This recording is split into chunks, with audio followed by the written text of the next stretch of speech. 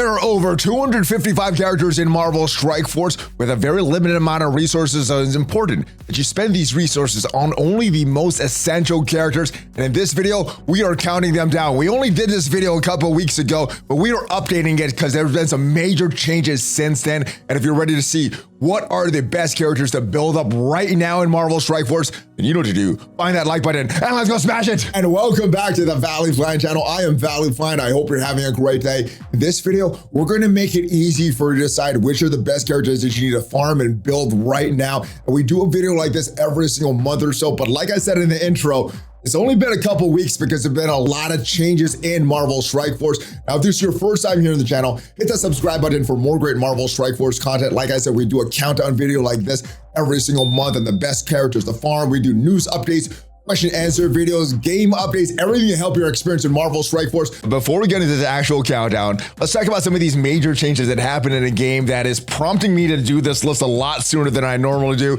And I guess the biggest thing here is 9 new farmable characters since the last time we did this list. Normally this is about 3 or 4, but we got 9 now, so this list is totally shaken up. We also got the announcement that the new incursion raids are coming very soon. No combat modifiers in these raid lanes.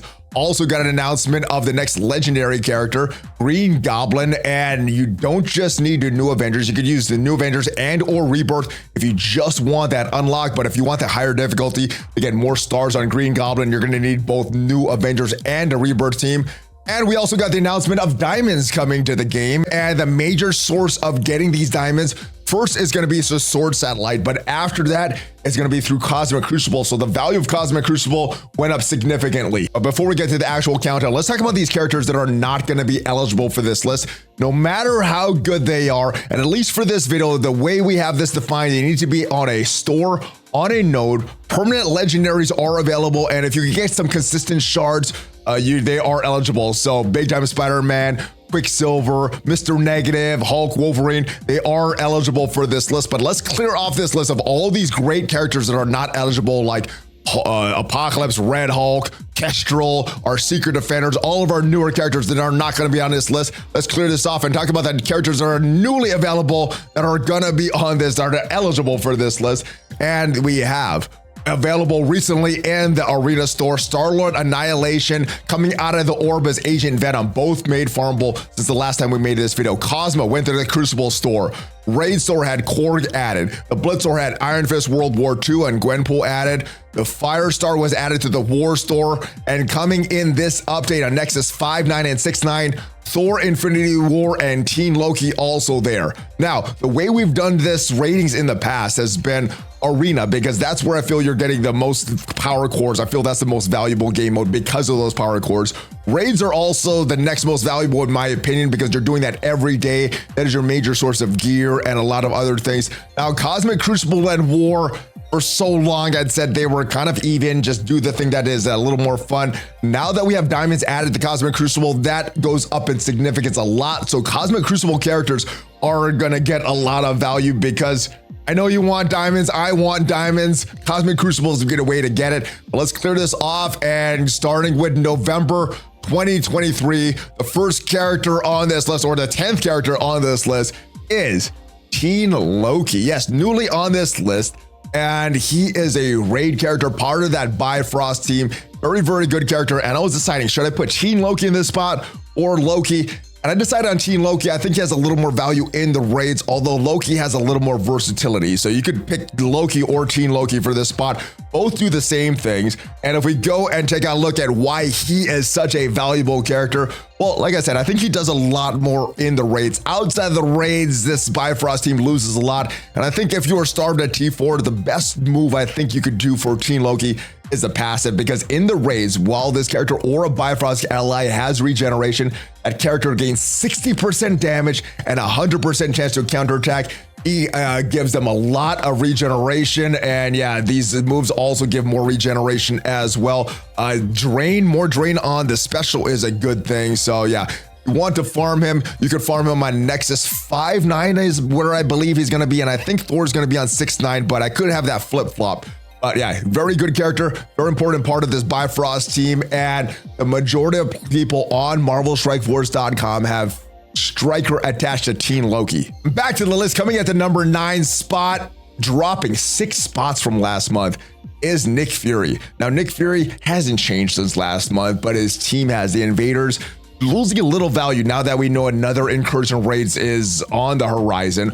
Also, he is lost a little bit of value in Dark Dimension 6 because now we have the option of Green Goblin, Doc Ock that we could bring in for that legendary section. You may not want to spend all that skill gear on Nick Fury, but still important part of the raids and part of that Invaders team. Still used in a variety of teams in Cosmic Crucible and War. Let's take a look at his kits, see why he is such a great character. And he has some great moves here. I think one of the more important moves since his rework is this ultimate. The T4 is going to get you summoning 3 shield agents instead of 2 to 3, so removing an RNG chance.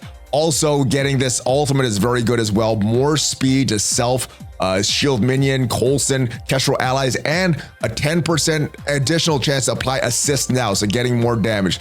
This special is a great move that the T4 doesn't do too much, only applies a little bit extra healing. Very, very good character. Like I said, using him on the Invaders in that raid every day. And as far as ISO 8 class for Nick Fury, 24% of users on MarvelStrikeForce.com have Raider. 46% have healer, and if you want to farm him, you got to farm those dirty cream minions because he is a permanent legendary. Next character on the list at the number 8 spot, moving up 1 spot from last month, is Rescue. And Rescue is an important part of this Pegasus team. She's the healer, gives that team sustain. She is what can bring somebody back to life if somebody accidentally dies in the raids. So very, very important part of this Pegasus team. And Pegasus is the final team of the Incursion 1 raids. So we know that they're going to be the last one replaced. So Pegasus, very, very valuable now. Rescue is an important part of that. And obviously they're going to be great in the raids, pretty good in War.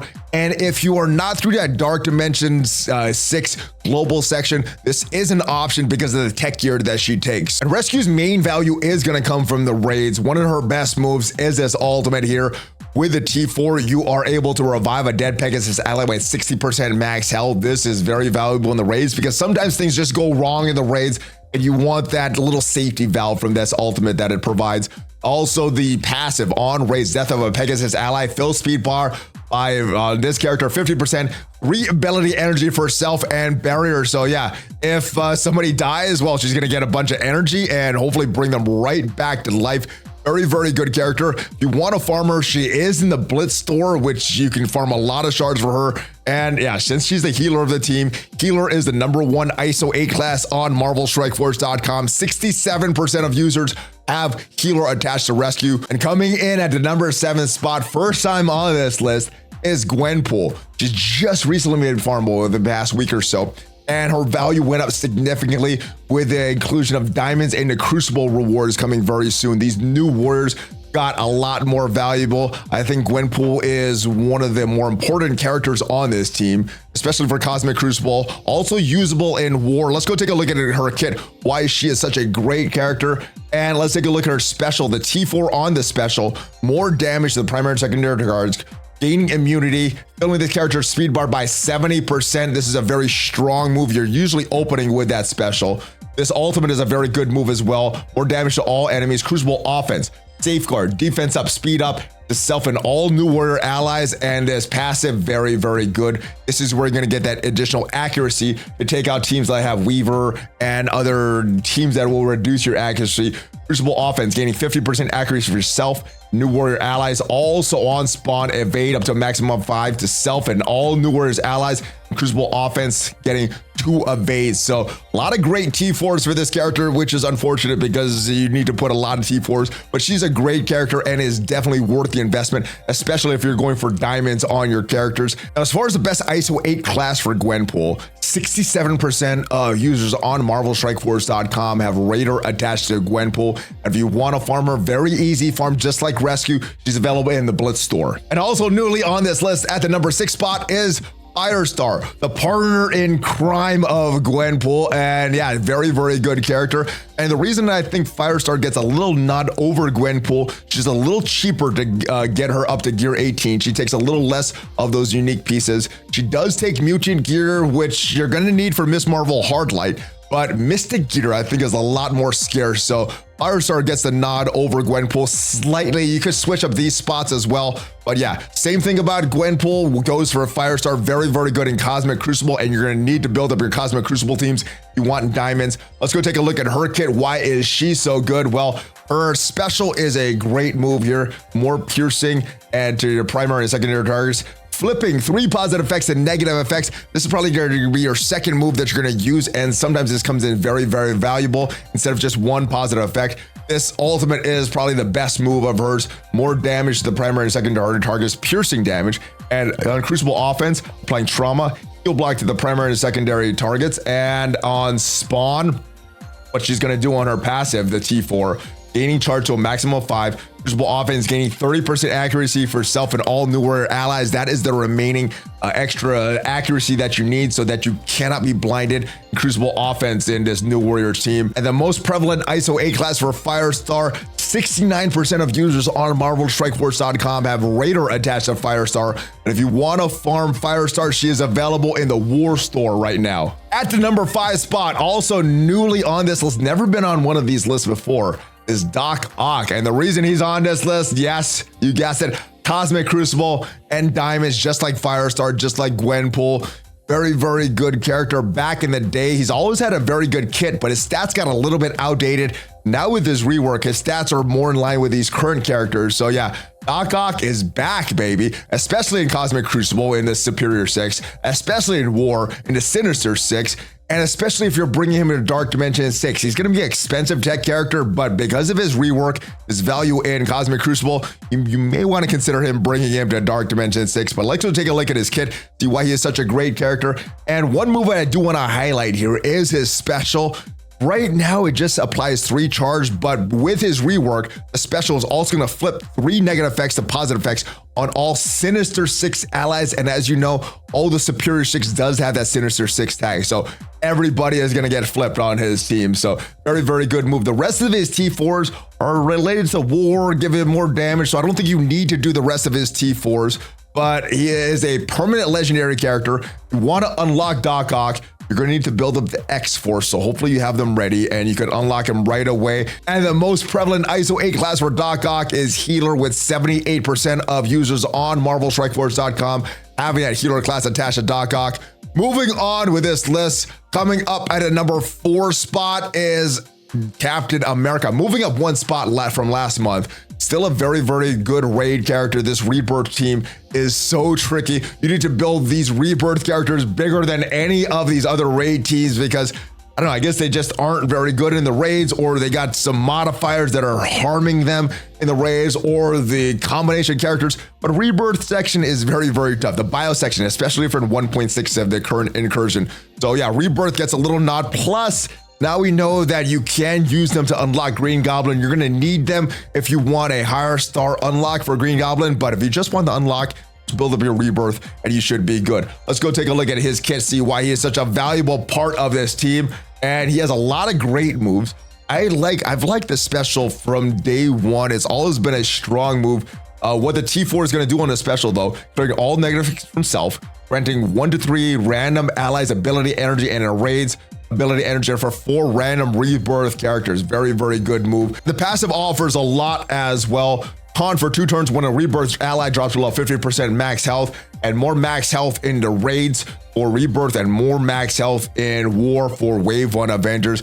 You want to farm Captain America, he's available on Nexus 1-3, and his ISO 8 class fortifier seems to be the best ISO 8 class with 50%. And we do have these Incursion 2 raids coming up. Rebirth was the second team in the Incursion 1 raids, so it's very likely that they're going to be replaced soon. But with the Green Goblin unlock, with the value of Captain Carter and Captain America in Dark Dimension 6, I think it is still worth building up these 2 characters, especially for the raids. Cosmic Crucible, you'll still get some use out of them, even with the new Cosmic Crucible rules coming.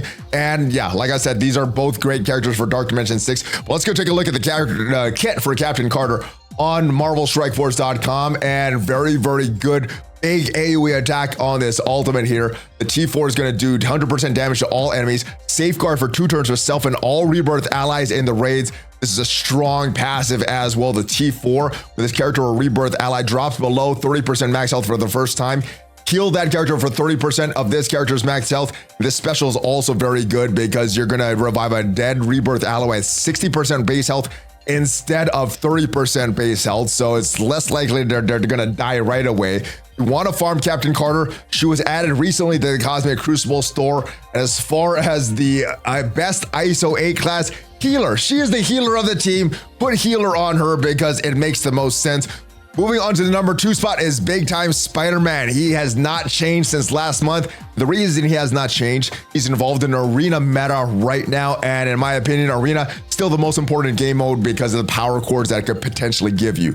Now, Big Time Spider-Man, you can use him in arena. You don't need him in arena defense, but on arena offense, getting that disrupted onto Miss Marvel Hardlight very early is very, very important. So that's what he could offer you. Also, part of the Infestation team, one of the toughest teams to beat in war defense right now, and looks like a good choice for Dark Dimension 6 as well because he is a city character and is very cheap to upgrade. So Big Time Spider-Man offers a bunch more than I initially thought about this character, but let's take a look at his kit, see which T-Force, if any, are worth building up, and as you can see, none of them are worth building up unless you're specifically using this character for war. Using this character for war, passive, ultimate are very good moves, but if you're not using this character for war and just using for offense in arena, well, you can skip a lot of these T4s. You may want to include some of these T4s if you're bringing in the Dark Dimension 6 as well. If you want to farm him, well, you don't need to really farm his shards. You just need to build him up. He's going to come in the raid season rewards. And as far as ISO 8 classes for Big Time Spider-Man, 84% of users on MarvelStrikeForce.com have Striker attached to Big Time Spider-Man, and coming in at the number 1 spot, probably the most versatile toon in the game right now, is Quicksilver. So yes, he's involved in the arena meta right now. Some use him on offense instead of Big Time Spider-Man to kill that Miss Marvel Hardlight. I see him on defense sometimes, along with the Secret Defenders and and Apocalypse. Sometimes Photon's there, but Quicksilver, I think, is a tougher matchup there, and very, very good in Cosmic Crucible, obviously. Very good in War, obviously. Great choice for Dark Dimension 6 Global. Apocalypse and Quicksilver are a powerful duo. I know they're expensive, but it is going to be worth it. You're going to get through Global so much faster with Quicksilver. As far as the T-Force for Quicksilver, well, I actually have all of them, and I would recommend all of them. I'll do them one by one, though, if you don't have a lot of T4s, but his basic is very good, and you're doing the basic a lot, so it's very justified to do this basic. More damage, and then always applying Disrupt to the primary target has no positive effects. The special and the ultimate both are going to clear all negative effects on this character and do more damage. And the passive on turn, if charged, spill speed bar on self by 20% on an ally turn, always gaining random positive effects. A lot of positive effects flying around. Quicksilver, very, very good. He is a character that you don't need to farm. You can get him in the Crucible rewards just by doing good in Crucible. And as far as the ISO A class for Quicksilver, 80% of users have Striker attached to Quicksilver. So that is who I think are the 10 most valuable characters to farm and build right now in Marvel Strike Force. Obviously, this is based on more end game content. If you are a newer player or a mid-game player, get the campaigns done first, get the challenges done first, then start to work on your arena team, then slowly start to build your raid teams. But let's mention some honorable mentions before we go, because there's some other characters that I think are very, very good that you should build. Icarus, Cersei, very, very good characters. Magneto is a great permanent legendary character. Winter Soldier and US Agent and Agent Venom are very important parts of that Rebirth team. Bucky, Union Jack, Iron Fist, World War II are great parts of that Invader team. Loki, you could see I was very close to putting him in the number 10 spot instead of Kid Loki, but yeah, very good. Cloak, Dagger, let's not forget about them. They're important new warriors as well. And then the rest of your Horsemen and Horsemen teams. Psylocke, Wong, Scarlet Witch, Heartless, Agatha, Hulk, A-Bomb, Cho, She-Hulk, Phantom X, Dazzler, Nemesis, Dark Beast. You're going to need them if you don't have Apocalypse. Don't invest too much into them if you already have him and have that big boy Apocalypse. And hopefully this video did provide you some value. If it did, hit that like button. It is free for you and it helps out the channel tremendously. And if you want to check out what are the best plug and play characters in Marvel Strike Force today, make sure you check out the video up there and have a great rest of your day. Hulk Fist Bump ValleyFlyin out.